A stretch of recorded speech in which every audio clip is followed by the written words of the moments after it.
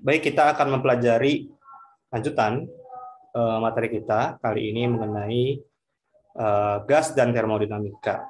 Jadi pada pertemuan ini kita akan mempelajari mengenai hubungan antara temperatur dengan kinetik gas, kemudian kita akan lanjutkan mengenai termodinamika hukum 1 maupun hukum 2. Dan kalau kita mempelajari tentang termodinamika, tentunya tidak jauh-jauh dari temperatur ya. Termo ini kan temperatur, suhu, dan terkait juga dengan energi. Nah, jadi kalau kita mempelajari termodinamika, kita pertama harus mempelajari dulu, kita definisikan dulu mengenai suhu atau temperatur ya. Temperatur.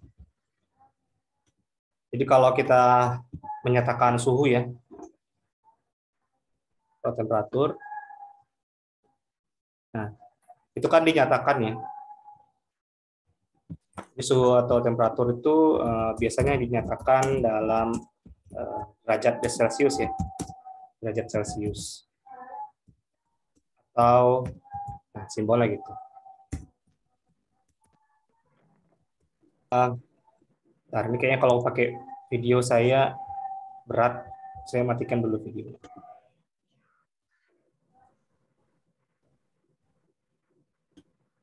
Oke. Nah, jadi kita kalau menyatakan suhu itu kan biasanya dalam Celcius. Kalau di beberapa negara termasuk Amerika itu masih pakai derajat Fahrenheit ya. Karena suatu sistemnya berbeda dengan kita, masih pakai British Imperial. Kalau kita udah pakai yang internasional itu pakai Celsius. Nah, dalam derajat Celsius itu kan ada 0 dan 100-nya ya.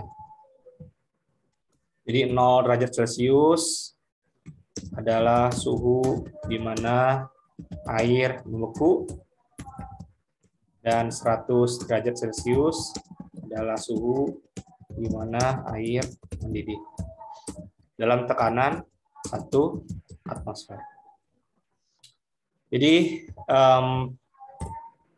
standar yang digunakan oleh penemu skala Celcius ini yaitu Andreas Celsius itu mengambil air, jadi air diukur dengan termometer, ketika membeku suhunya berapa, ketika mendidih suhunya berapa. Dan itu ketika airnya membeku maupun mendidih, suhunya nggak berubah ya.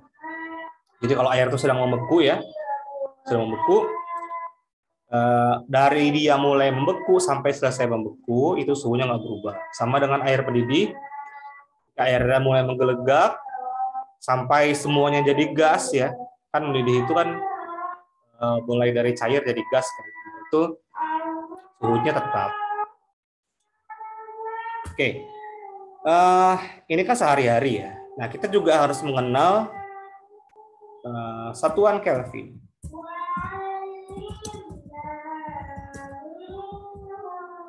Ini juga menyatakan suhu rendah. Bedanya apa dengan Celsius? Nah, kalau Kelvin itu sama dengan derajat Celsius tambah 273. Kenapa gitu? Karena nanti kita akan dapatkan kalau suhu membeku itu di suhu 273 Kelvin. Dan suhu air mendidih ini jadinya 373 Kelvin. Nah, kenapa ada Kelvin ini? Kenapa penting gitu? Karena Kelvin ini adalah suhu mutlak.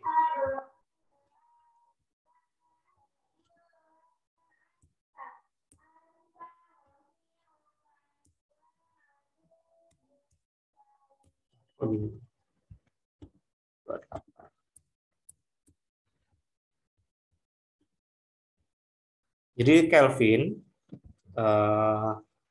Kelvin merupakan satuan suhu yang mutlak. Kenapa mutlak? Karena tidak ada suhu Kelvin negatif. Beda dengan derajat Celcius, jadi ada suhu minus ya. Ya kalau kita lihat suhu udara di Eropa misalnya, kalau lagi musim dingin, itu suhunya bisa minus derajat Celcius.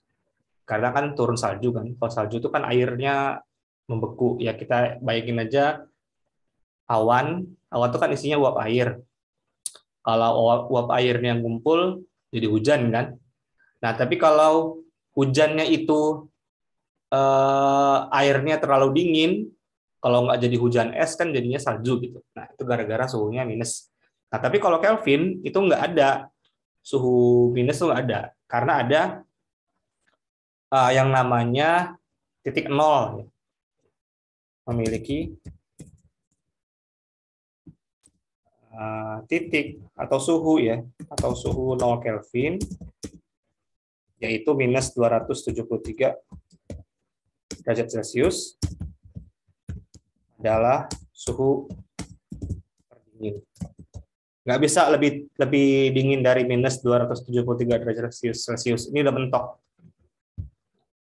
Kalau ada baca-baca mengenai keadaan planet di luar bumi ya, kan planet itu semakin dekat sama matahari kan semakin panas, semakin jauh dari matahari kan semakin dingin.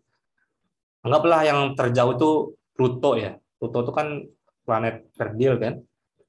Nah, itu kan paling jauh dari matahari. Paling dinginnya suhunya ya pasti 0 Kelvin. Minus 273 derajat Celcius. Nggak bisa lebih dingin dari ini. Kenapa seperti itu? Nah, ada kaitannya sama kinetik zat ya. Ada kinetik partikel zat. Jadi temperatur ini berhubungan dengan energi kinetik. Kita udah belajar kemarin energi kinetik, yaitu energi gerakan. Nah, sekarang kita pelajari tentang wujud ya. Jadi wujud zat itu secara umum ada padat, ada cair, dan ada gas. Ciri-cirinya kalau padat itu tersusun dari partikel yang tersusun atau terikat rapat, rapi dan rapat. Kayak kita numpuk apa ya? Numpuk kardus di numpuk rapat gitu ya. Numpuk disusun rapat rapi gitu. Kalau padat dia agak berserakan. Partikel renggang. Partikel renggang. Tapi masih ada gaya tarik menarik. Ya, kita ngebayanginnya kayak mobil-mobilan, tapi ada talinya gitu, atau kereta-keretaan lah gitu. Kereta-keretaan tapi ada talinya, narik mainan yang lain di belakangnya seperti itu. Jadi dia nggak benar-benar dekat, tapi masih ada tarik menariknya seperti itu. Ya, jadi kalau padat itu wujudnya tetap. Misalnya kalau bentuknya bola, ya udah bola terus, gitu. Kecuali dikasih gaya dari luar, mungkin dipecahkan mungkin, atau dikasih tekanan, atau dilempar, nah itu kan bisa penyok kan, bisa pinyok, bisa patah, bisa pecah. Tapi secara umum kalau padat itu bentuknya atau wujudnya nggak berubah. Tapi kalau cair, meskipun dia masih saling menjaga jaraknya, nggak terpisah gitu ya, tapi cair itu atau cairan akan tetap mempertahankan, akan mengikuti ini ya wadahnya ya. Misalnya kalau cairan air atau minyak atau yang lainnya oli gitu ya, kalau kita masukkan ke gelas, berarti dia ngikutin bentuk gelas. Kalau kita masukin ke botol, dia ngikutin bentuk botol. Nah, kalau gas ini yang paling bandel. Kalau gas itu partikelnya saling menjauh.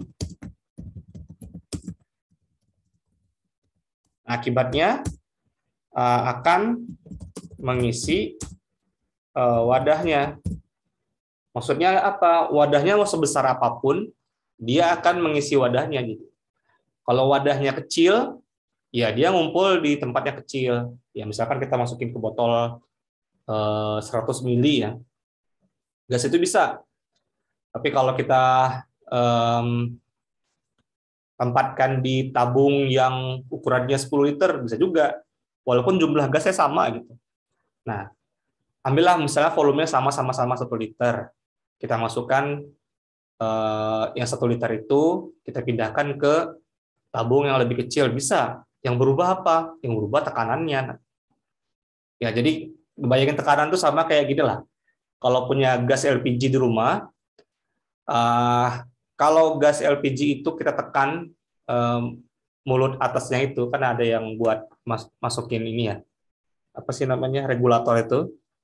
Kan ada gas yang keluar kan kencang kan, sama kayak kita kompresor buat ngisi angin ban, nah mirip itu kan. Nah itu tekanannya gitu. Jadi kalau gas itu mau ditempatkan di wadah berapapun itu muat gitu, tapi tekanan yang berubah. Nah itulah yang membedakan gas sama 2 wujud lainnya. Jadi gas itu memiliki sifat dapat dikompresi. Maksudnya apa dikompresi? Yaitu ditekan maksudnya. Tekan nanti volumenya berubah. Tapi kalau padat sama cair nggak bisa. Taruhlah misalkan cair, kita masukin ke dalam silinder gitu. Terus kita tekan dari atas silindernya. Yang ada kalau nggak silindernya pecah, gasnya cairannya bocor kan. Cuma itu. Nggak bisa dia menjadi apa? Menjadi terkompresi, nggak bisa. Itu bedanya gas sama yang lain. Oke. Kemudian apa sih perbedaan antara padat dan cairan gas itu dalam segi temperatur tadi ya? Jadi perbedaan ketiganya ya, wujud gas tadi itu terkait dengan energi kinetik. Ya. Jadi makin besar energi kinetik partikel yang dikandung zat, maka makin acak gerakannya.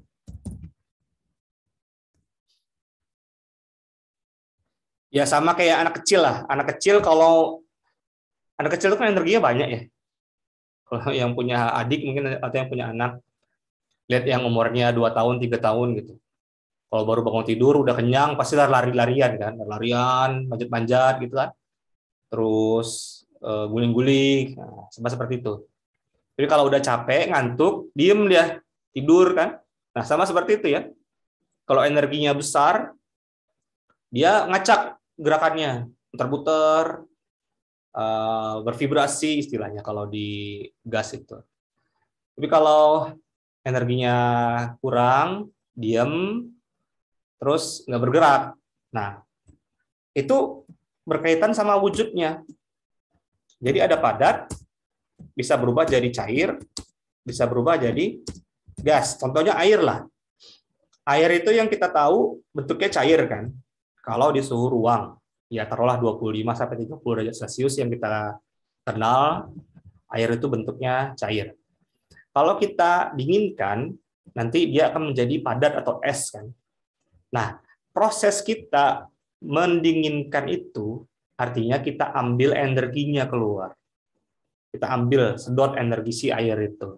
Sehingga dia jadi diam. Awalnya dia partikelnya lari-larian gitu kan, lari-larian waktu dia jadi cairan.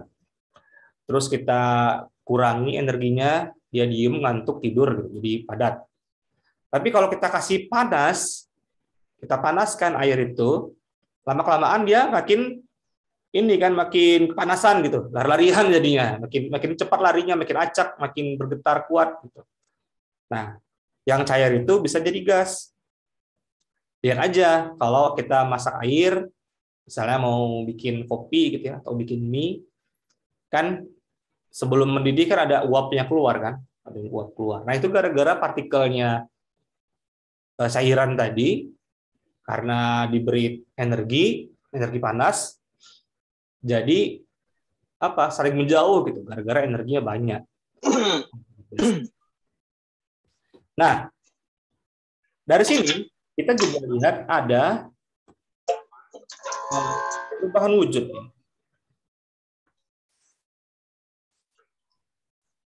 Ada perubahan wujud. Dari padat jadi cair, itu namanya mencair. mencair atau melebur.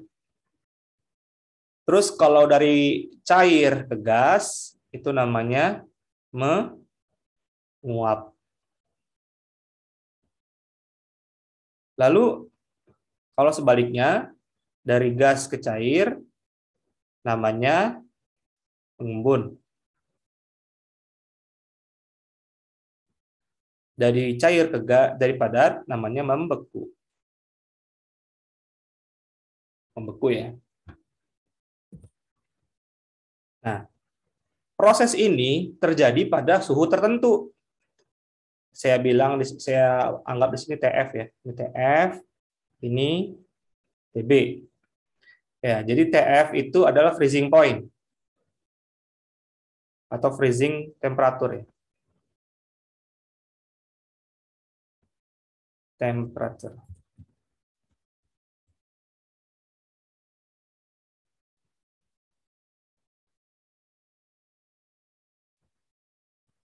Nah, kurang jelas.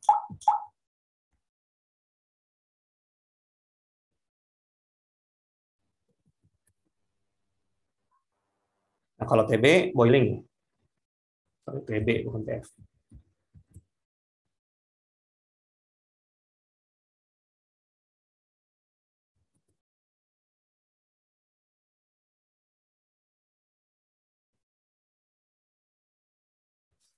Oke, jadi ini suhunya tidak berubah ya. Ketika dia padat itu mencair, suhunya nggak berubah. Misalnya kalau air tadi kan suhu titik bekunya kan 0 kan, 0 derajat Celcius. Ketika menguap dia 100 derajat Celcius. Mendidih, maaf, mendidih ya. Titik didih. Oke. Nah, apa hubungannya antara proses ini sama energi kinetik ya? Kalau kita lihat berarti prosesnya yang ke arah kanan, itu membutuhkan atau menyerap energi.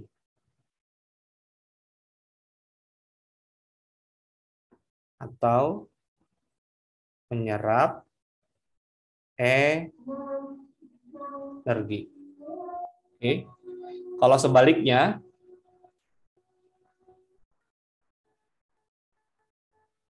sebaliknya ke sini ya. Nah, yang ke sini berarti dia melepas energi.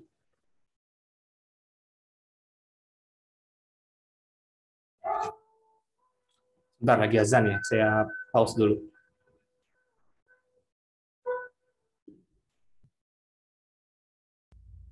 Ya, jadi tadi ada perubahan wujud dari padat, cair, gas.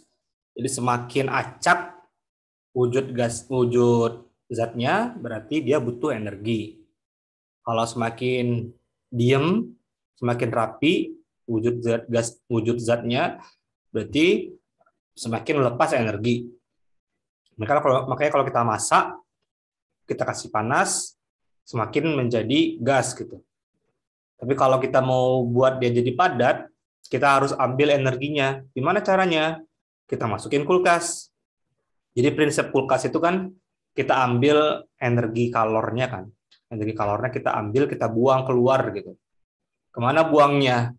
Ya ke sekitar ini, ke sekitar kulkas. Makanya kalau samping sama belakang kulkas itu panas kan? Gara-gara buang panas yang di dalam. Gimana cara buang panasnya? Pakai freon.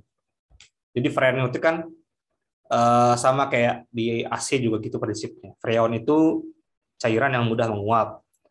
Jadi kalau freon itu cair, kita letakkan, kita pompakan dengan kompresornya itu ke dalam ke daerah dalam kulkas, nanti dia menyerap kalor dari dalam kulkas sehingga kulkasnya jadi dingin. Terus freonnya kan jadi panas, jadi ini kan, jadi gas kan freonnya. Nah, itu yang sangat cair sih, freon itu mudah bocor tuh pas jadi gas. Terus waktu freonnya jadi gas, kita dinginkan lagi freonnya supaya jadi supaya jadi cair lagi. Nah, gimana dinginkannya? Pakai energi listrik. Nah, itu panjang lagi prinsipnya. Jadi, tapi secara umum kita mengeluarkan kalor yang di dalam kulkas pakai freon. Ya, prinsipnya. Oke. Jadi itu kaitan antara energi kinetik dengan wujud. Nah, sekarang kita akan mempelajari mengenai sifat gas itu sendiri ya. Di gas.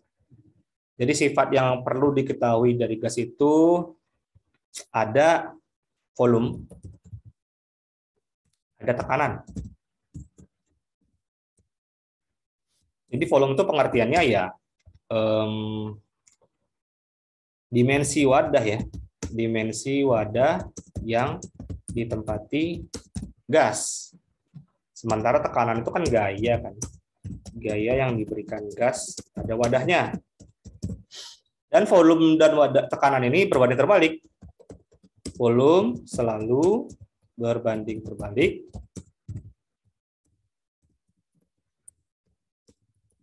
dengan wadah.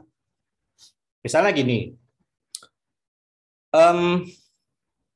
kita punya gas oksigen sebanyak 1 mol. Nah, jadi mol ya, mol itu kan jumlah zat. Kan kita pernah bahas di awal pertemuan, di pertemuan 1 ada satuan dasar atau satuan atau besaran ini ya, besaran apa sih namanya? Besaran pokok ya. Besaran pokok itu ada panjang, ada massa, ada waktu ya. Dan yang paling akhir tuh mol. Mol itu jumlah zat. Mol itu sama seperti jumlah lusin atau jumlah kodi atau gross gitu ya. Atau rim. Nah, sama seperti itu. Kalau kita belanja di pasar, beli piring, pasti belinya per lusin kan? Bukan beli per 2 biji, 3 biji, atau per 30 kan enggak ya? Atau beli buku, pasti per kodi ya 20-an gitu kan. Kalau beli kertas juga per 500-an. Satu pack itu 500 isinya atau disebut satu rim gitu. Nah, sama seperti itu mol. Mol itu jumlah zat yang banyaknya sebanyak bilangan Avogadro yaitu 6,02 kali 10 pangkat 23 partikel. Partikel tuh bayanginnya kayak jumlah butiran pasir gitu. Jadi setiap zat atau setiap benda di dunia ini termasuk kita itu tersusun dari partikel-partikel ini. Ya, partikel itu bisa bentuknya atom atau molekul. Ya, jadi kalau partikelnya itu ada sebanyak ini 6,02 kali 10 pangkat 23 berarti 6,02 dikali 10 nolnya ada 23 ya. Berapa itu? Hampir ini ya, hampir 1 triliun kali 1 triliun kan? 1 triliun kan 12. Nah, hampir segitulah kira-kira. Besar sekali. Nah, jumlah partikel itu, misalnya gas kita punya 1 mol kan, segini. Jumlah mol itu nggak akan berubah. Ya. Kita punya jumlah partikel segitu, terus kita masukkan ke wadah yang volumenya 1 liter. 1 liter. Dia punya tekanan sebanyak, taruhlah 1 atm misalnya, 1 atmosfer. 1 atmosfer itu sama dengan tekanan gas di udara terbuka kita ya. Terus kalau gas itu kita pindahkan ke wadah yang lebih kecil, tadi 1 liter, kita pindahkan ke botol kecil yang 50 ml, muat dia. Cuma tekanannya pasti membesar kan? Jadi kalau volumenya diperkecil, tekanannya membesar gitu. Atau bayangin kita punya sebentar. Saya nyarikannya. Minuman bersoda. Apa tuh? Minuman bersoda ya, Pak? Apa? Coca-Cola mungkin. Nah, itu beda lagi. Coca-Cola. Beda lagi ya, Pak. Gimana tekanan gasnya, Pak? Iya, tapi itu jadinya ke konsentrasi gas nanti tentang itu. Oh iya. Kan itu kan ada 2 fase kan, ada cair ada gas kan. Itu lain bahasannya. Nah, misalnya LPG itu, Pak? Itu bukan murni gas ya, Pak? iya, LPG itu gas. Misalnya gini, kenapa? Tapi kalau misalnya dibongkar itu kayak ada cairan nitrogen gitu Pak yang dingin itu. Itu gas yang memang wujud gas memang kayak gitu ya. Cairan nitrogen di mana? Dia kalau misalnya dibelah kan itu kayak ada air. Emang wujud gas sebenarnya itu kayak air gitu ya Pak. Ini apa dulu nih? Gas apa nih? LPG. Oh, LPG itu singkatan apa? Sebelum kita lanjut, LPG itu singkatannya apa? Oh iya, LPG ya Pak. Tahu nggak singkatannya apa? Nggak tahu Pak. Ah, singkatan Kita dari tahu dulu. Liquid petroleum gas. Oh iya, liquid petroleum. petroleum gas ya. Pak El banyak main TikTok itu deh tuh Pak. Liquid aja dia nggak tahu Pak.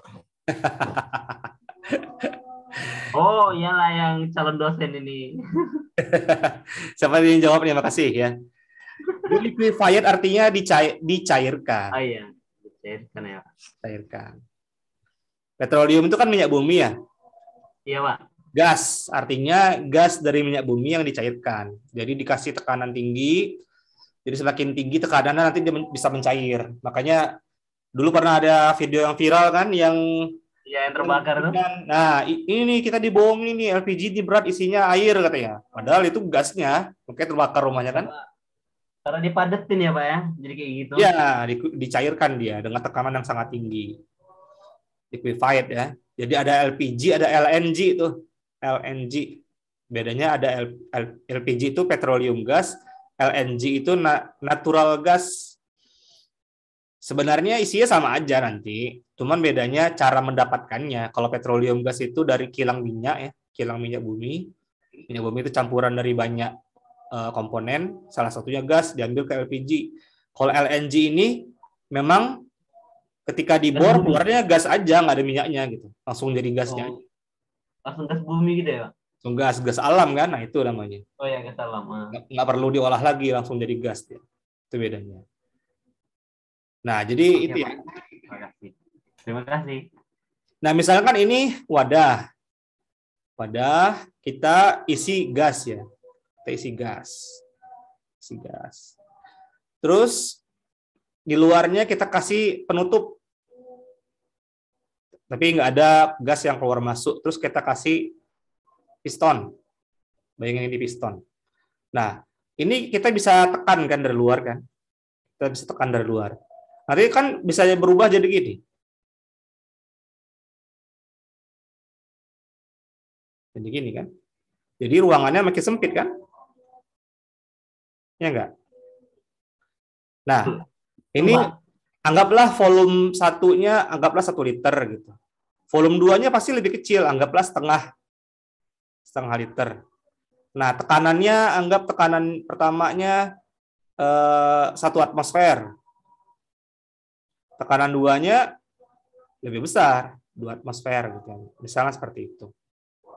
Ini gara-gara diberi tekanan. Jadi kalau tekanan diberikan keluar, tekanan diberikan ke gas, volumenya mengecil gitu ya. Itu maksud dari hubungan antara gas, hubungan antara tekanan dan volume gas. Oke, kemudian ada lagi hubungan antara volume gas dan suhu. Ya, jadi kalau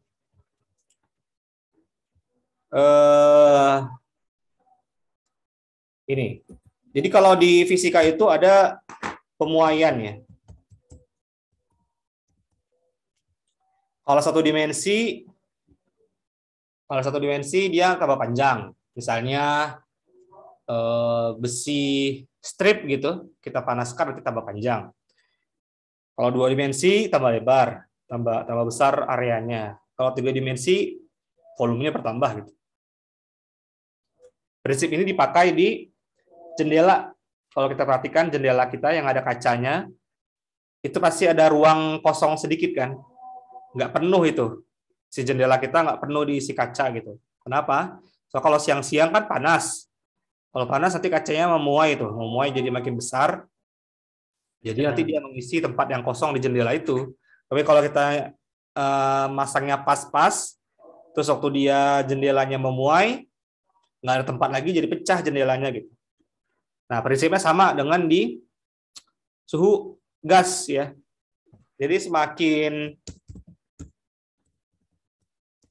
tinggi suhunya, Semakin besar tekanannya. volume gasnya naik. Oh iya, kalau begitu. Volume gas naik. Karena memuai kan? Coba. Karena memuai.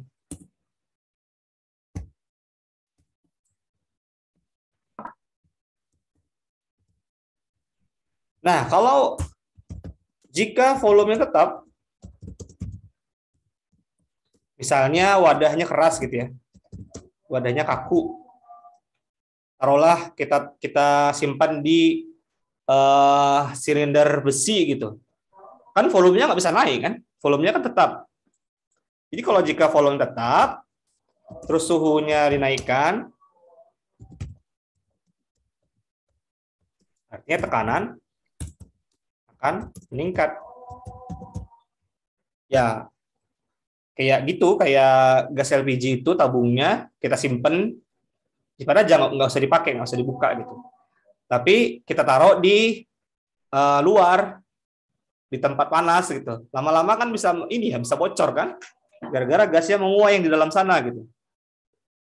Ya, hati-hati kalau nyimpen tabung gas, jangan di tempat panas karena nanti suhunya naik, terus memuai dia, gasnya memuai, tapi karena nggak ada tempat untuk dia memuai karena kalau volume tetap, tekanannya yang naik jadinya, dia makin tekan keluar gitu, bisa meledak. Jadi artinya suhu berbanding lurus dengan volume dan suhu berbanding balik dengan tekanan. Ya. Jadi tadi ada volume sama tekanan ya. Jadi kita bisa buat di sini volume itu berbanding terbalik. Ya, ini ya, ini tanda ini artinya sebanding. Sebanding dengan 1/P. Artinya volume berbanding terbalik dengan tekanan. Nah, sementara kalau temperatur berbanding lurus dengan volume dan temperatur berbanding lurus dengan tekanan.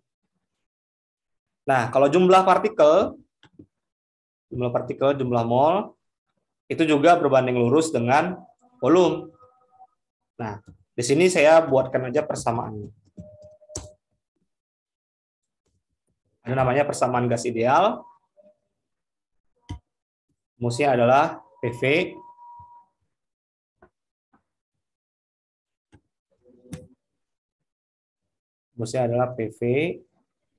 sama dengan N kali R kali T, di mana P itu adalah tekanan dalam atmosfer ATM. Jadi 1 ATM itu di mana 1 atmosfer sama dengan 760 mmHg, mm Hg. Itu satuan tekanan lah. Nanti ada yang sebut dalam bar, ada yang dalam Pascal kan, ya beda-beda. Tapi kalau gas kita seringnya pakai ATM aja. Terus V itu volume gas atau volume wadah sama aja dalam liter. Ini itu jumlah molnya, jumlah partikel atau jumlah mol. R itu konstanta gas ideal.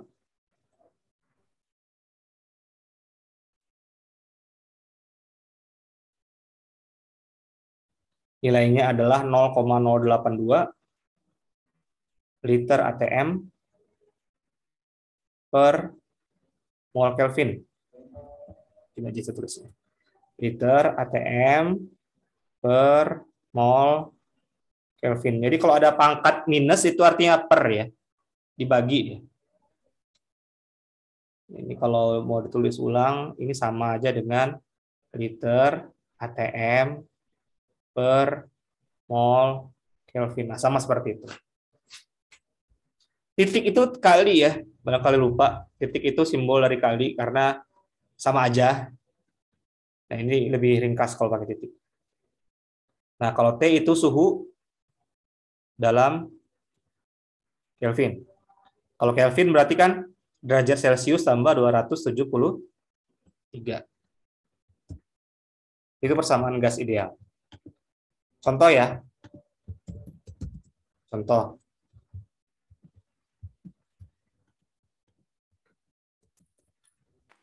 Contoh misalnya kita ingin menghitung, hitunglah tekanan gas yang berada dalam wadahnya berapa ya? Atau hitung jumlah partikel aja. Hitung jumlah partikel atau jumlah mol gas oksigen yang berada dalam wadah. Di lab itu ada wadah berapa liter? Anggaplah 15 liter ya. 15 liter dengan suhu 25. Suhu di Batam sekarang berapa? Anggap 27 lah ya. 27 derajat Celcius. 29, Pak. 27 aja lah biar gampang. Ya, 27 ya Pak, 27, 28. Ya, biar gampang hitungnya. 27 Celcius. Dan tekanan ambillah 10 atm misalnya. Oke. Nah, ini kan tinggal masukin rumus aja ya.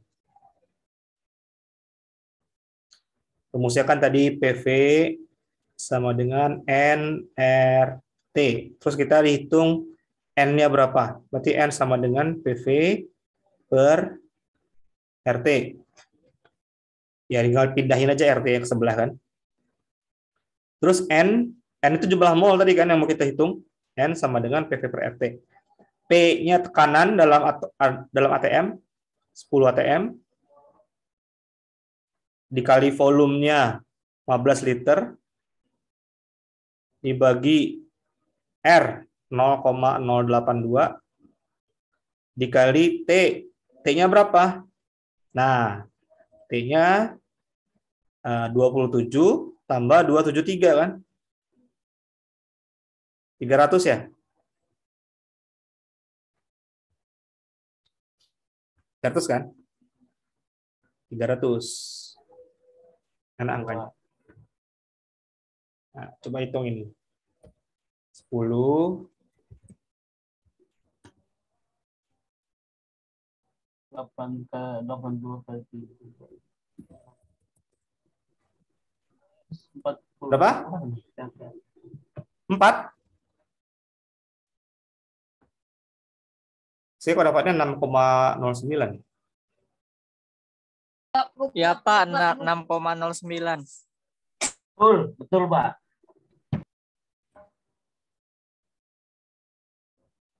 Ya. Aku 6,1 di bulanan. Ya kira-kira seginilah. Ini kan dalam mol ya. Kalau dihitung per partikel, per butir, ya dikali ini. Kali bilangan Avogadro pada deh. Nih. Apa tadi bilangan Avogadro? Ini ya, 6,02 kali 10 pangkat 23. Itu ngitung berapa biji gitu, berapa butir. Kita di dalam mol aja. Oke. Nah, terus gimana kalau kita pindahin ke wadah lain ya?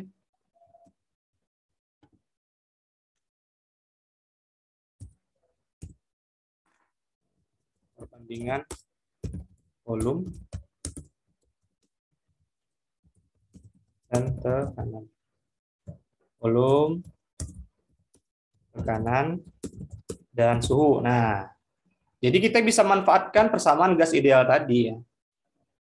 Kan misalnya kita punya dua kondisi.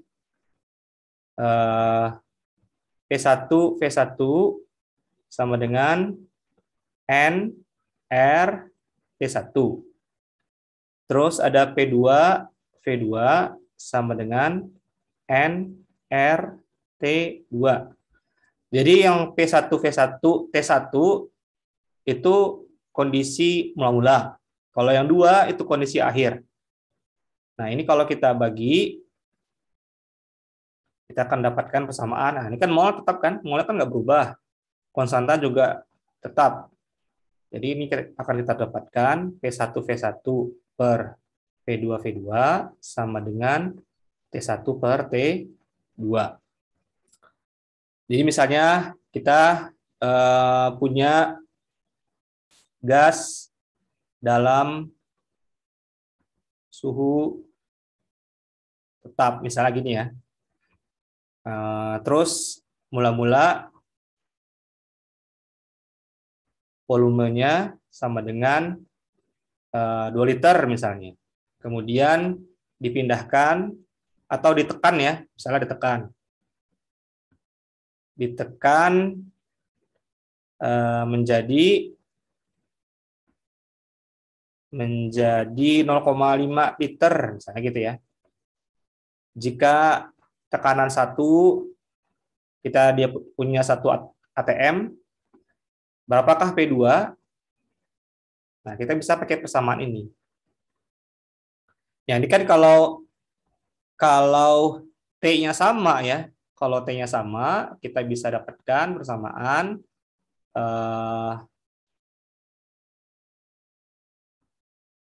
jika T konstan bisa tuh, ya kan? Atau kita bisa ubah jadi P1 per P2 sama dengan V2 per P1. Nah, ini hubungan antara P sama V. Terbalik kan? Awalnya 1:2, ini 2:1. Pokoknya terbalik aja kalau P sama V, P sama V terbalik. Tapi kalau hubungannya sama T sama ya. Misalnya V1 per V2 sama dengan T1 per T2.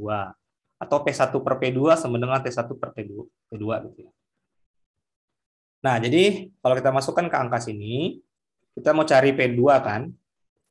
P1-nya 1 atm.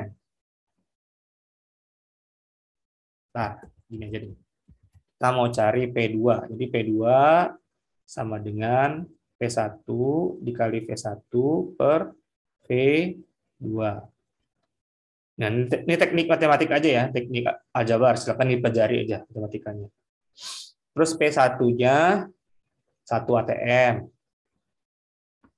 V1-nya V mula-mula kan, berarti kan 2 liter. Terus V2, V akhir 0,5 liter. Nah, ini bisa dicoret ya. Ini kan coret ya. Terus 2 dibagi setengah berapa? 2 dibagi setengah. 4 kan jadinya? 4. Ini jawabannya 4 atm.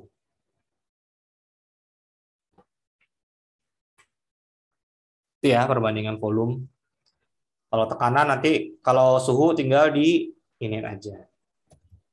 Pak, izin bertanya boleh, Pak? Silakan. Saya mau nanya, kayak asetilin itu lah, Pak. Asetilin itu kan sebelum dia jadi asetilin kan ada prosesnya lagi, Pak. Terus? Seperti itu kan, Pak? Ya. Dari benda padat, terus dimasukkan ke dalam volume atau ruangan dimensi dia tadi, terus ditambah lagi air. Nah, dalam perhitungan itu seperti gimana itu, Pak? Secara spesifiknya lah, sampai dia menjadi asetilin tadi. Asetilen itu gas karbit kan? Iya, benar. Oke. Saya sebenarnya nggak begitu tahu soal industrinya ya. Soal itu kan ada perhitungan reaktor pabrik lah ya. Tapi secara umum saya duga seperti ini. Sintesis asetilen. Bahasa Indonesia-nya asetilena ya. Nah, nama kimianya Kebetulan saya kimia ya. Jadi nama kimianya asetilena itu, nama IUPAC-nya adalah etuda. Rumus kimianya adalah C2H2.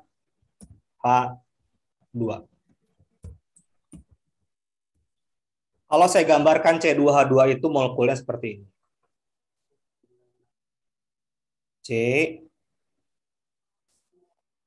Maaf, bukan C2H2. Iya benar ya, sebentar.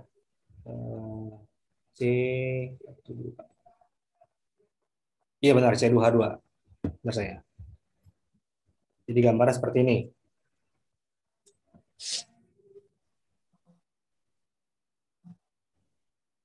Ada ikatan rangkap 3. Nah, ikatan rangkap 3 ini energinya besar, makanya kalau kita pakai pembakaran asetilen ini, dia jauh lebih besar dibandingkan misalnya etena, atau etana, atau metana, kan, CH4.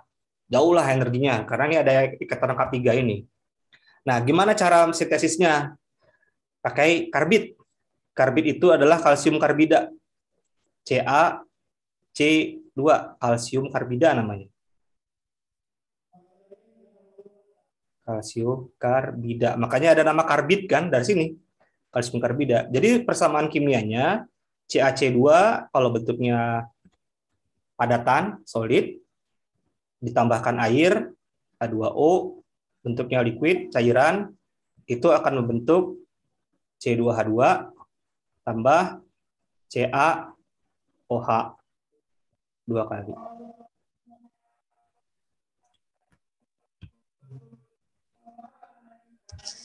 Nah, ini persamaannya belum setara. CaOH2, harusnya 2 di sini. Nah, gitu. Jadi ada gas, ada larutan. Nah, yang gas ini nanti ditampung. Tampungnya dalam mana? Dalam wadah, gitu. Terus biar dia muat dalam satu wadah yang tertentu, tentu diberi tekanan yang tinggi kan. Makanya ada silinder-silinder besar isinya gas asetilen. Nah, gitu caranya. Gimana? Terjawab? Iya Pak, pas itu Pak. Tadi terjawab Pak, dikasih regulator lagi dia kan, jadi untuk tahu dia berapa gas yang udah tertampung di dalam volume tadi. Karena Iya, karbit yang dimasukkan bukan. Jadi Pak, satu lagi Pak. Jadi kayak LPG tadi lah, liquid petroleum gas antara asetilin. Di saat kita melakukan cutting force atau motong material, itu lebih cenderungnya ke asetilin dan tidak dibenarkan pakai gas. Itu alasannya kenapa Pak? Nggak boleh pakai LPG. Nggak boleh pakai LPG sama sekali. Bolehnya cuma pakai asetilin. Ya, karena energi yang dihasilkan sangat berbeda.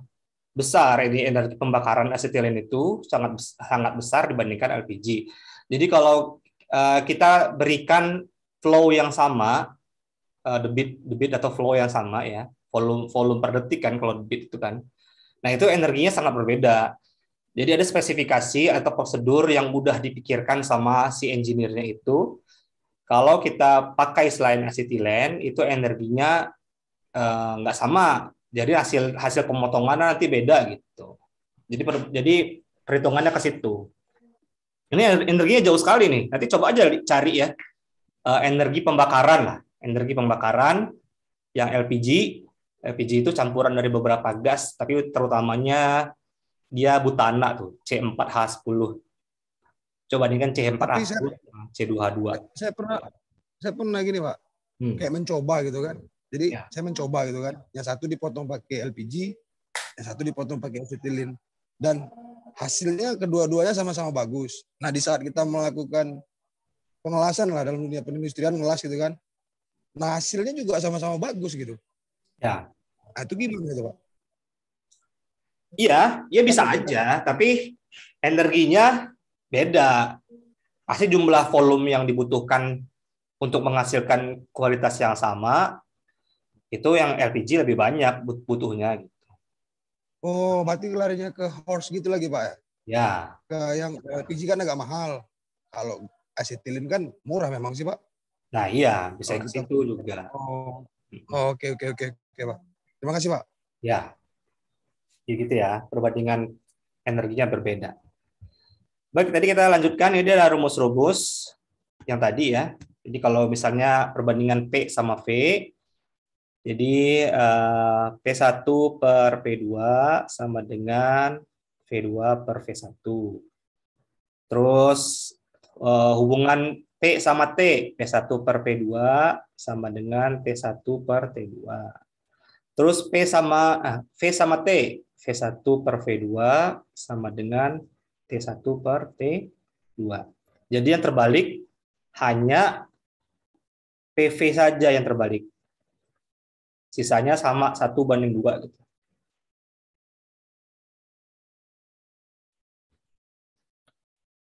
Sampai sini ada yang ingin bertanya? Silakan kalau ada yang ingin bertanya soal ini.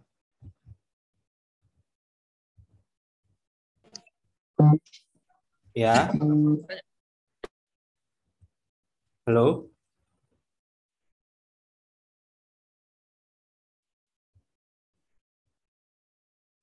Halo. Halo Pak, Ya, silakan.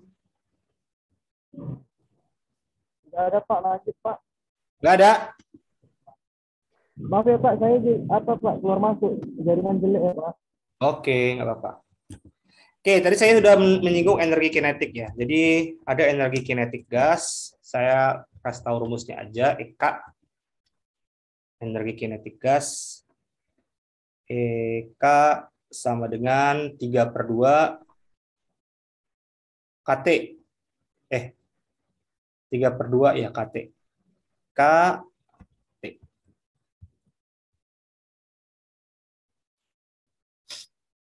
Di mana EK adalah energi kinetik gas.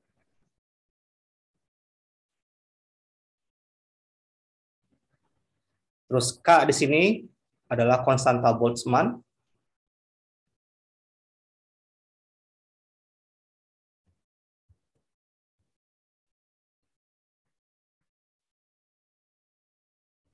Besarkan kali 40 pangkat minus 28 Joule per Kelvin.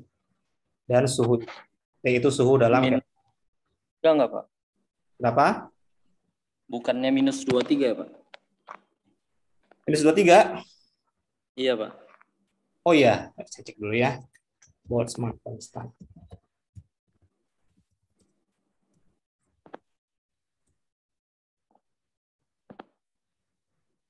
Oh iya, minus 23 ya, maaf. Benar-benar. Coba tadi, makasih ya. Iya, Pak. Sama-sama, Pak. Pangkat minus suhu ke energi kinetik. Kalau kita lihat di sini ya, energi kinetik itu makin besar kalau suhunya makin besar juga. Sesuai dengan yang kita paparkan di awal tadi ya. Semakin besar suhu, energi kinetik makin tinggi. Baik, kemudian kita akan membahas mengenai termodinamika.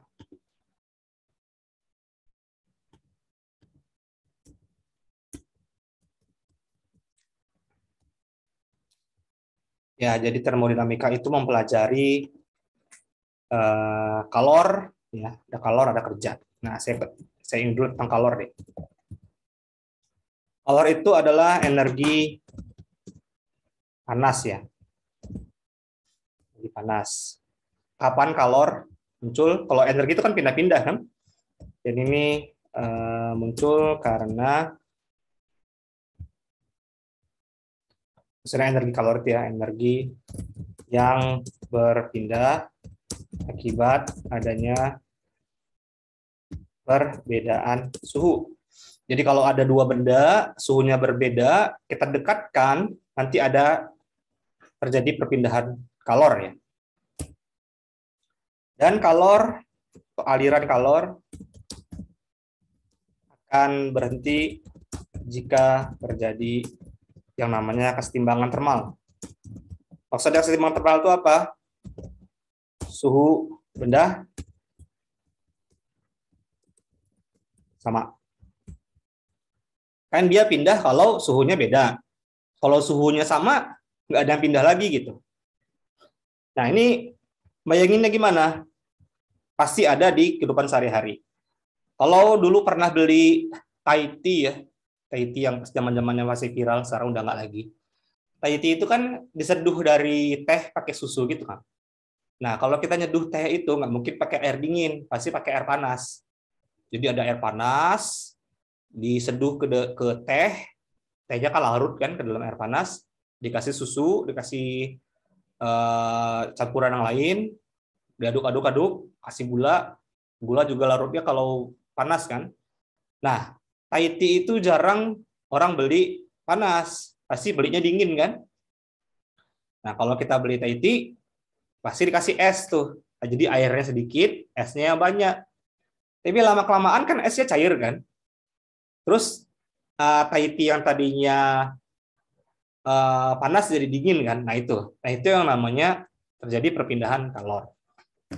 Ya ada es, dikasih air panas, nanti esnya jadi dingin, air panasnya jadi dingin gitu ya.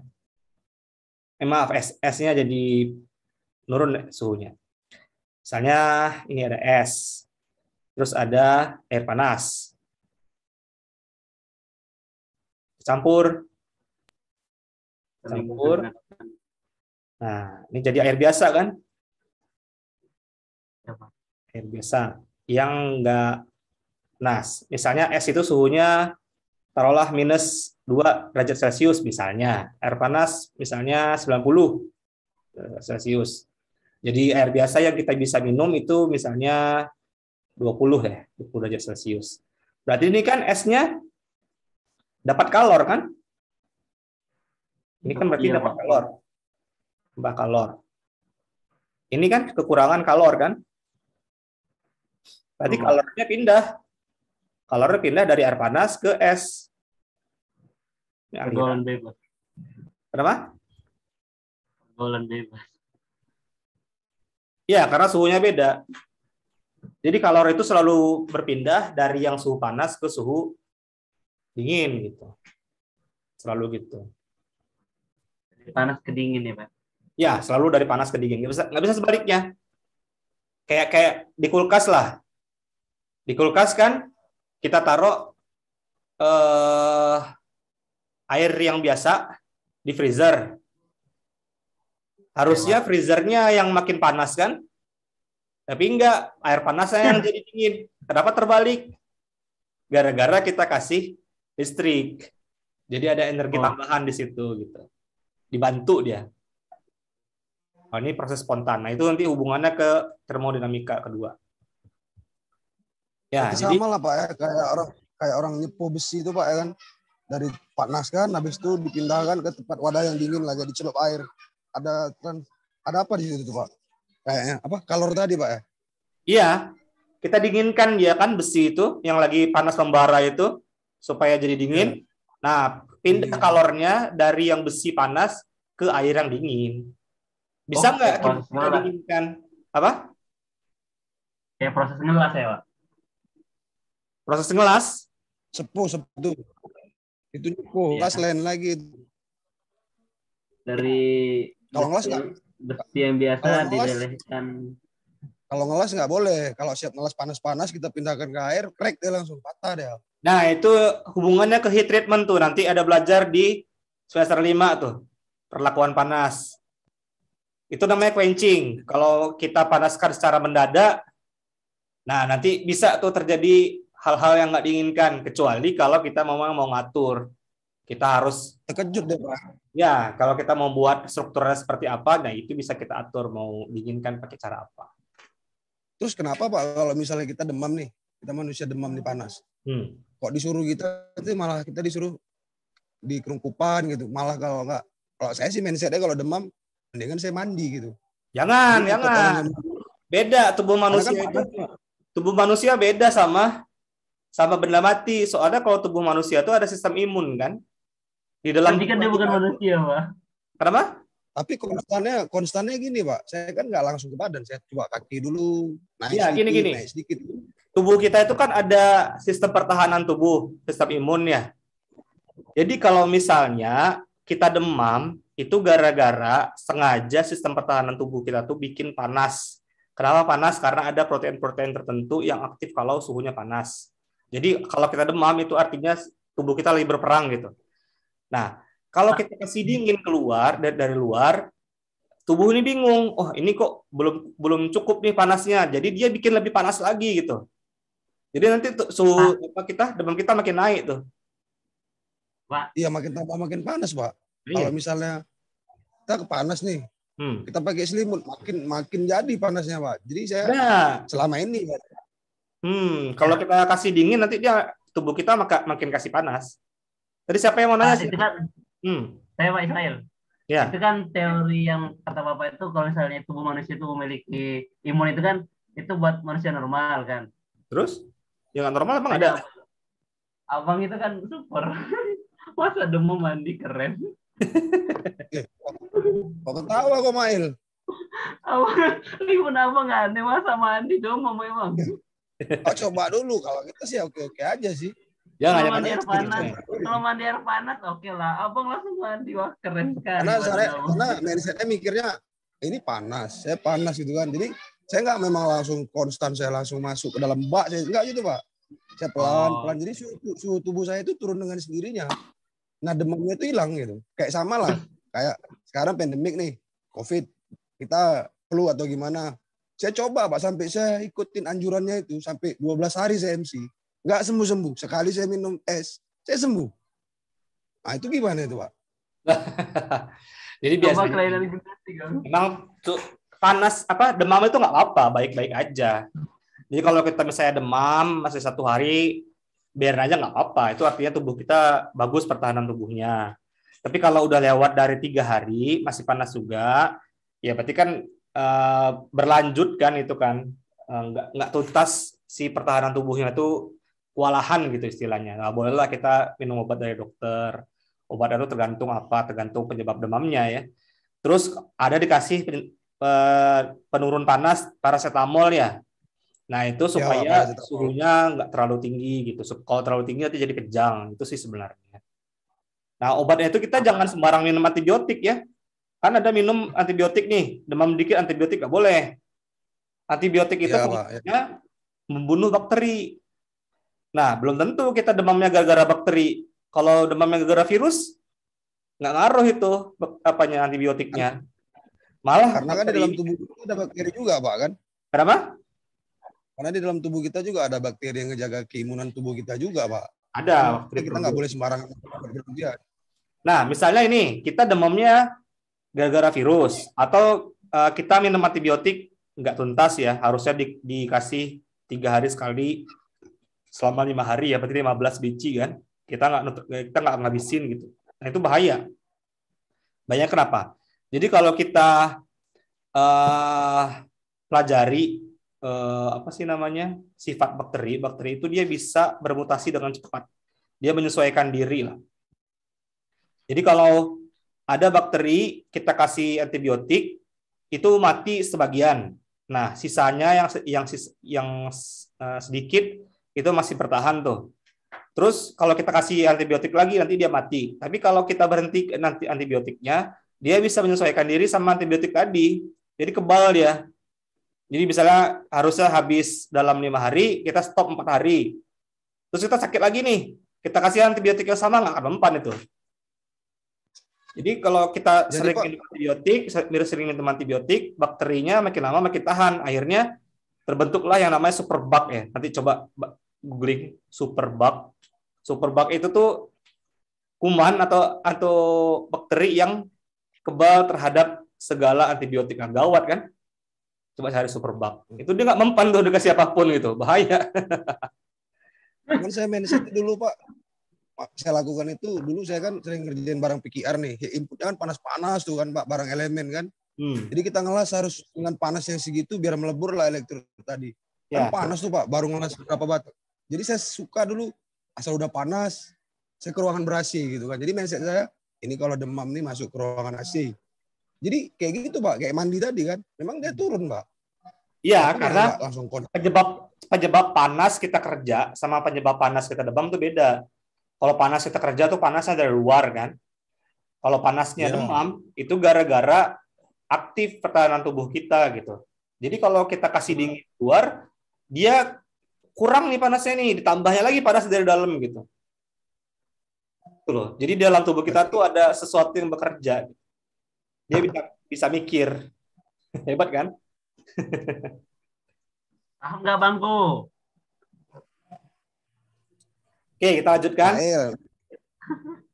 Nah, jadi ini ada kalor yang pindah. Jadi ada es bisa pindah, bisa menyerap kalor dari air panas. Ya, atau misalnya kita ini. Misalnya kita celupkan besi panas ke air. Nah, itu bisa kita hitung tuh suhu airnya. Jadi perhitungan kalor ya, itu kita bisa dapatkan dengan rumus Q sama dengan M dikali C kecil dikali delta T. Di mana Q itu adalah kalor dalam joule, M adalah masanya dalam kilogram, C kecil adalah kalor jenis atau specific heat kalau bahasa Inggrisnya. Kalor jenis. Joule, kilogram, derajat Celcius. Joule per ya, min 1. Atau Kelvin juga boleh lah.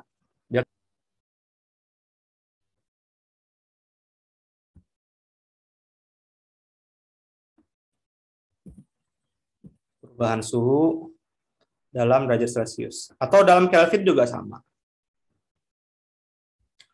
Jadi gitu. Nah, ada lagi Q sama dengan C besar kali delta T. Di mana C besar itu adalah kapasitas kalor.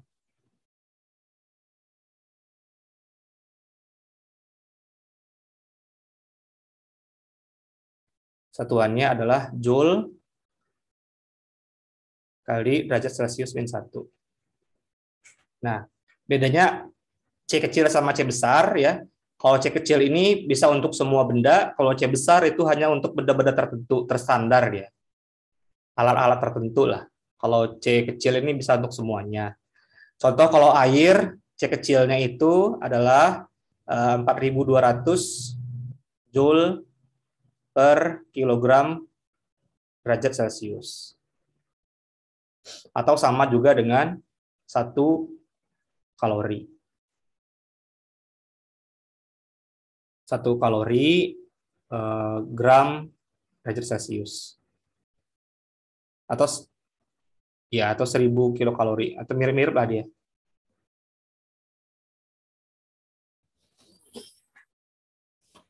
Kalau ada kalori itu berarti hubungannya ke air. Itu kalor jenis ya. Nah, terus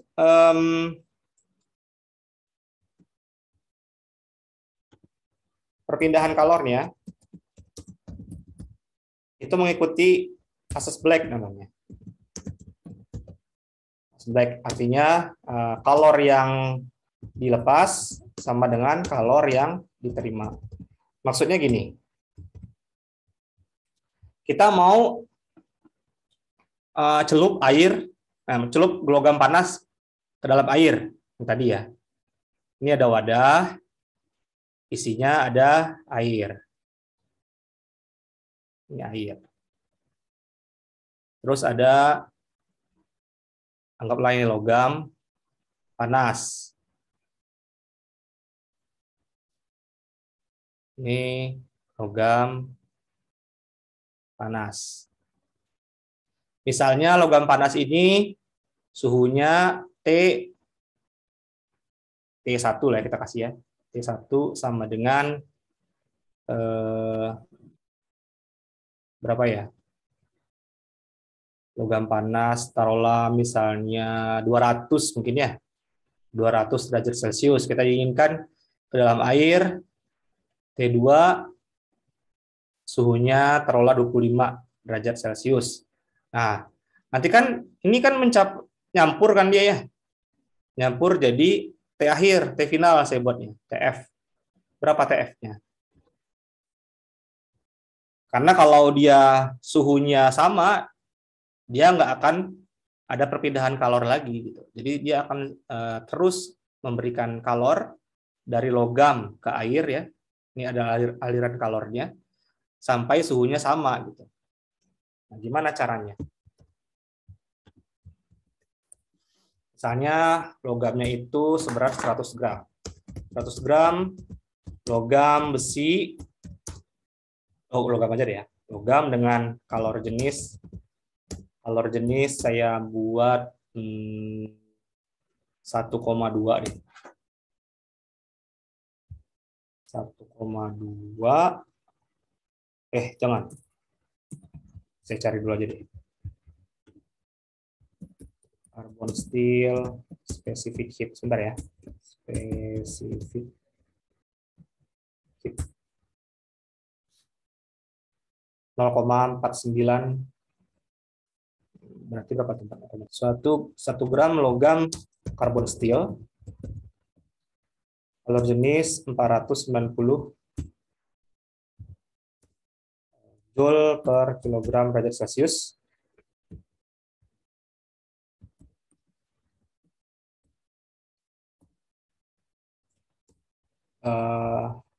Bersuhu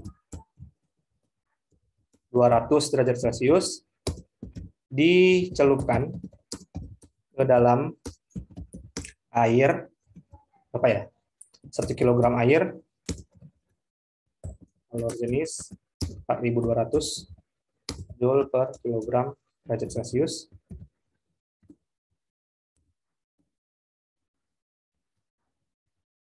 Bersuhu 25 derajat Celcius. Tadi 25 nggak? Nah iya, 25 derajat Celcius.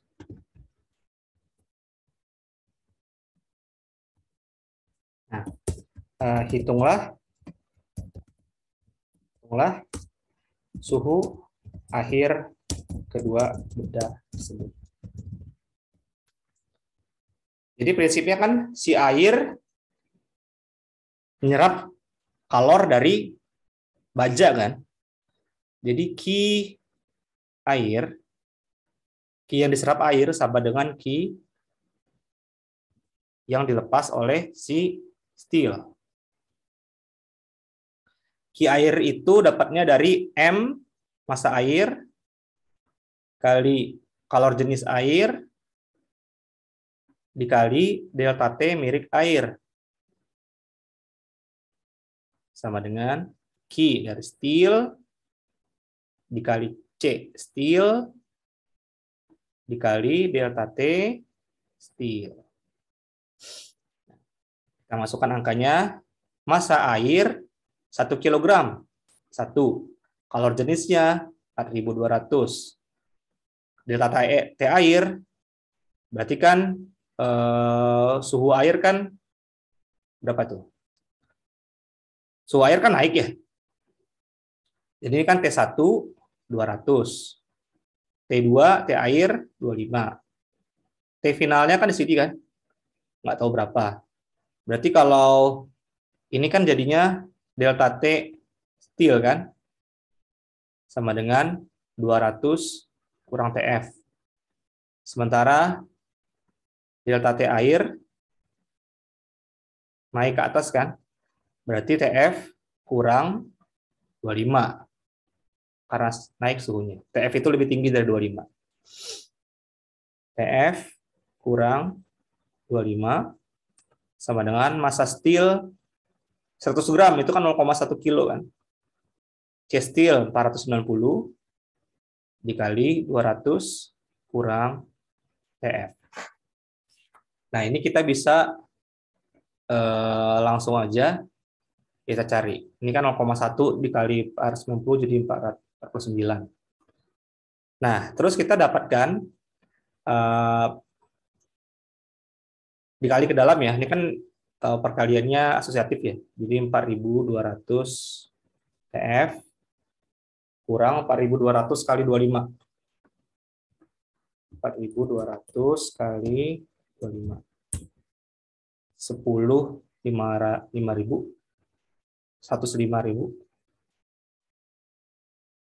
sama dengan 49 kali 200 9.800 kurang 49 TF. Nah, suku TF ini kita kumpulkan. Jadi 4249 TF dan 9.800 ditambah 105.000. Jadinya 114.800. 114.800. Nah, ini kita tinggal bagi aja. TF sama dengan 114.800 dibagi 4249 sama dengan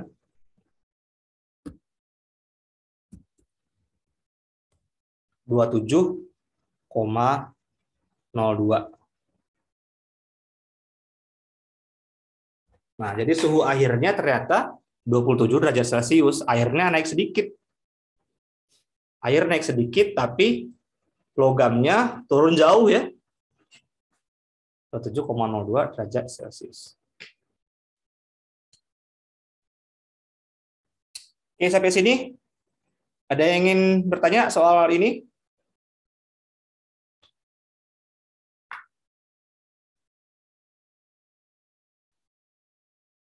Enggak? Bisa dimengerti? Pak, izin bertanya, Pak. Silakan. Bagaimana jika apakah ada soal misalkan menggunakan hitungan waktu, Pak, potong waktu? Gimana? Nggak kedengaran? Jika soalnya ada satuan waktu, apakah bisa, Pak? Gitu, Pak. Misalnya hitunglah suhu akhir pada setelah 10 detik misalnya, Pak. Ya, kedengaran saya. Coba bisa diulang? Atau ketik di chat, coba. Halo Pak, Misalnya kalau dengar keluar Pak? satuan waktu misalnya. Halo Pak Adi. Ya. Halo Pak Adi. Ya. Ini Pak, saya izin bertanya, nama saya Johannes. Ya. Bagaimana jika soal menggunakan satuan waktu Pak? Misalnya hitunglah suhu akhir pada 10 detik Pak. Oh, gitu. Ya, gitu ya. Itu berarti ada Iya, ini. Ya, makasih. Jadi kalau kita penurunan suhu terhadap waktu, itu ada besaran lain. Ada parameter lain yang harus dihitung, yaitu laju pendinginan namanya kan. Nah, laju pendinginan itu kita nggak bahas di sini. Karena itu topiknya beda. Nggak usah lah ya, susah nanti. Itu maksudnya apa, Pak? Cari heat input, Pak? Ya, kalau heat input itu kan nanti parameternya beda kan. Kalau heat input itu misalnya dengan listrik, berarti kita harus tahu voltasenya berapa, terus ampernya berapa, ya kan? Ya, Itu kan pemanasan. Kalau pendinginan tergantung materialnya. Materialnya apa, terus didinginkan di mana? Di udara terbuka, di dalam grease, di dalam air, beda-beda tuh nanti tuh. Nah, itu banyak variannya. Nggak usah lah, itu lain nanti pembahasannya, nggak usah. Terlalu rumit. Lain lagi, Pak. Ya, rumit itu nggak usah. Kita yang simpel-simpel dulu aja. Oke. Kemudian kita masuk ke hukum termodinamika. Jadi ada hukum 1, ada hukum 2. Nah, yang harus kita pelajari dua-duanya. Sebenarnya ada yang ketiga, tapi yang ketiga nggak terlalu signifikan. Jadi hukum 1 termodinamika itu mengatakan kalau total energi dalam suatu sistem sama dengan kalor tambah kerja. Sementara kalau hukum kedua termodinamika itu mengatakan suatu perubahan pada sistem itu memiliki kecenderungan, dalam setiap perubahan yang terjadi,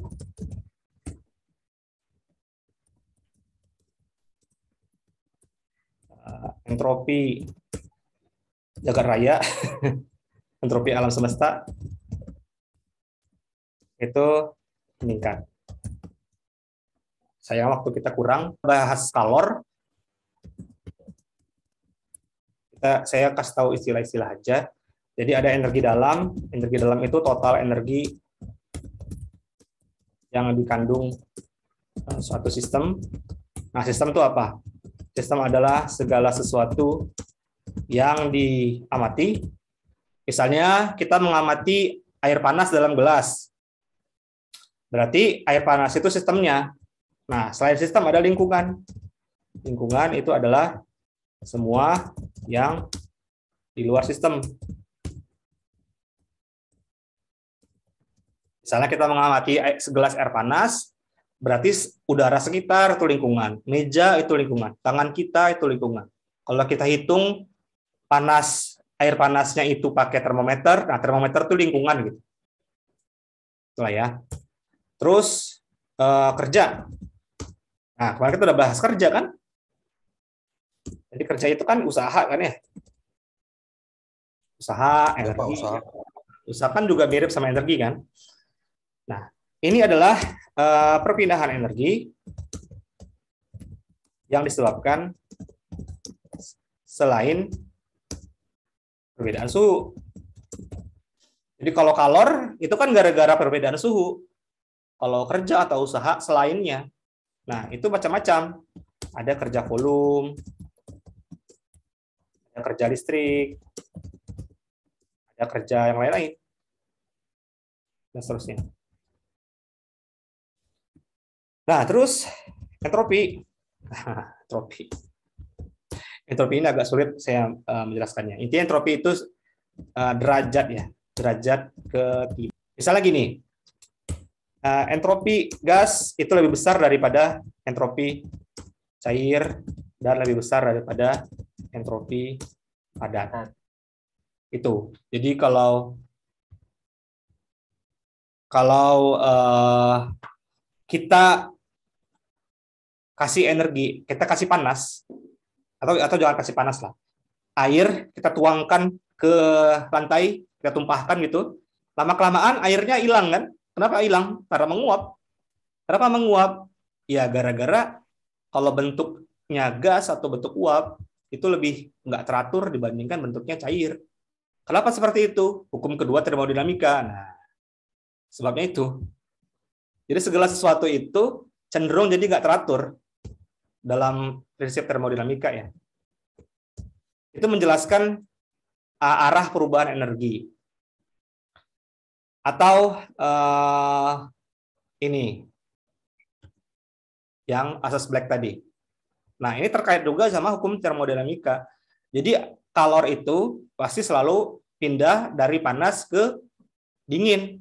Nggak bisa sebaliknya. Kenapa harus panas ke dingin? Karena nanti suhunya jadi sama gitu kan. Nah, kalau suhunya jadi sama, itu entropinya tinggi. Kalau suhunya beda seperti ini, entropinya rendah gitu. Makanya kalau kita terus gimana kalau kulkas? Kulkas kan makin lama makin dingin, bukan makin panas. Nah, itu gara-gara dibantu sama listrik. Makanya saya ada katakan di sini entropi alam semesta. Alam semesta itu maksudnya sistem tambah lingkungan gitu. Nah, kalau di kulkas itu sistemnya makin dingin, tapi lingkungannya makin panas kan. Nah, kalau di total entropinya naik. Itulah ya intinya tentang apa? Tentang hukum termodinamika. Oke, nah pelajaran inti yang kita ambil dalam gas dan termodinamika ini, ya saya rangkum ya, adalah perubahan wujud ya. Tolong perhatikan perubahan wujud, ada padat, ada cair dan gas. Dan kalau dia berubah, wujud, itu suhunya tetap. Terus perbandingan antara tekanan, volume, dan suhu. Ini ya rumusnya. Ini ya. Mana sih? Nah ini. Ada 3 perbandingan. Terus juga energi kinetik. Kita perhitungan energi kinetik dalam satu gas. Dan juga kita mempelajari sedikit tadi tentang perpindahan kalor. Sebenarnya ada lagi ya, misalnya melibatkan perubahan wujud. Nah, kalau perubahan wujud nanti rumusnya beda lagi nih, tapi nggak usah lah. Kita yang ini dulu aja lah. Nah, ini ya persamaannya. Oke, mungkin sampai situ dulu. Sampai materi sini ada yang ingin ditanyakan? Pak, izin Pak, mau bertanya, itu nanti kalau data ini nanti di-upload ke learning nggak Pak? Iya, rekamannya nanti saya masukkan ke YouTube, saya masukin ke learning. Terus kalau catatannya juga saya kasih ke learning, juga saya kasih ke grup nanti. Makasih Pak. Iya, sama-sama. Ada lagi? Pak, absensi, Pak. Ya, untuk diingatkan. Makasih. Nah, ini absennya. Biar lupa saya. Saya kasih di chat Zoom.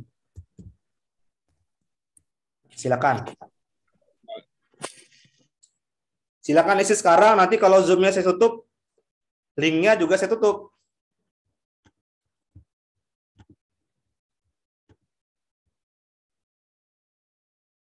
Ini peserta ada 71.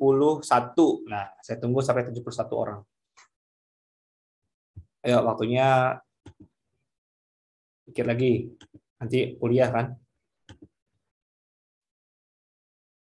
Ini saya tutup dulu.